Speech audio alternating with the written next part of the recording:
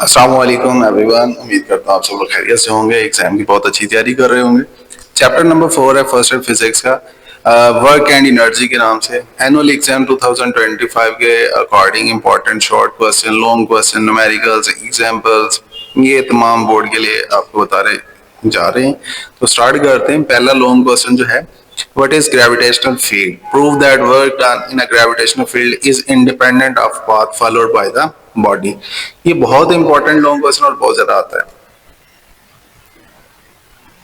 Question number 2 है, what is absolute potential? Calculate the value of absolute potential energy in a gravitational field.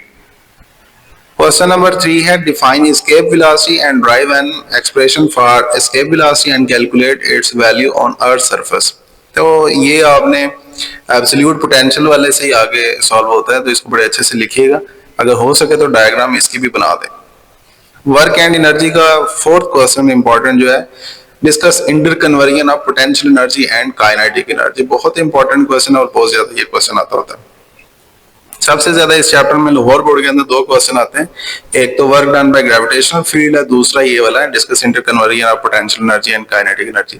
लेकिन इस बात का हरगिज मतलब ये नहीं है कि आप दो कर लें बाकी दो छोड़ दें। इंपॉर्टेंट न्यूमेरिकल्स की अगर बात करें तो पहला numerical 3rd, 4th, 5th, 6th, 7th, 8th, 9 and 11।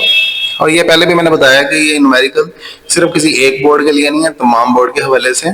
तो यही पास पेपर में अपीयर होते हैं और यही न्यूमेरिकल्स उठा के एक बोर्ड से दूसरे में चले जाते हैं, तो इस तरह से चलते हैं।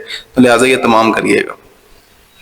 इंपॉर्टेंट शॉर्ट क्वेश्चन को अगर डिस्कस करें तो पहला शॉर्ट क्वेश्चन है, डिफाइन वर्क। वर्क क्या है? Explain when it is maximum and when it is zero. तो ये आपने दो केसेस जरूर बता देने हैं साथ में। क्वेश्चन नंबर 2 है, what is variable force? Give its to examples. आपने दोनों एग्जांपल्स लिख देनी है। क्वेश्चन नंबर 3 है, what is mean by kilowatt hour? या यही क्वेश्चन यूं भी आ सकता है, prove that 1 kilowatt hour is equal to 3.6 megajoule.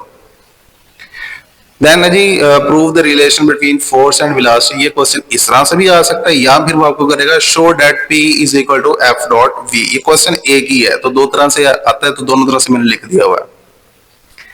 Question number 5 है, what is the unit of power? Define it. Unit क्या है जी पावर का? ये बताएंगे, वाट है, और उसको डिफाइन भी कर दीजिएगा। क्वेश्चन नंबर 6 है, define work energy principal.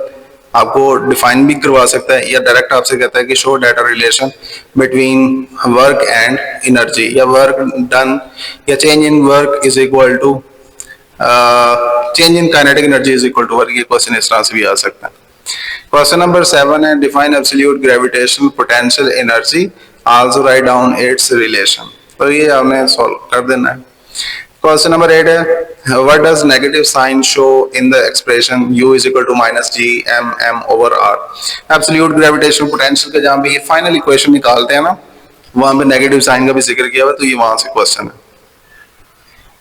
Define elastic and gravitational potential energy, ये आपने डिस्कस कर देना है। Define escape velocity and write down it's formula. Formula लिखें तो अगर कोशिश करें तो साथ में उसकी वैल्यू भी लिखते हैं, ये इंपॉर्टेंट है।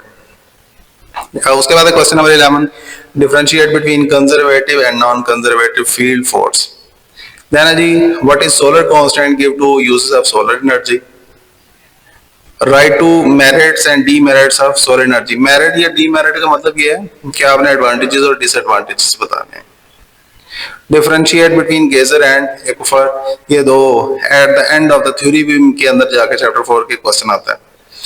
How energy is obtained from tides? Tide से एनर्जी कैसे मिलती है? और यहाँ से एक एमसीक्यूज भी आता है, मून से सी वेव्स हैं वो किसकी वजह से बनती है? उनका सोर्स मून है। तो उम्मीद करता हूँ आप लोगों को वीडियो पसंद आई होगी। सब्सक्राइब कर दीजिएगा यूट्यूब चैनल को।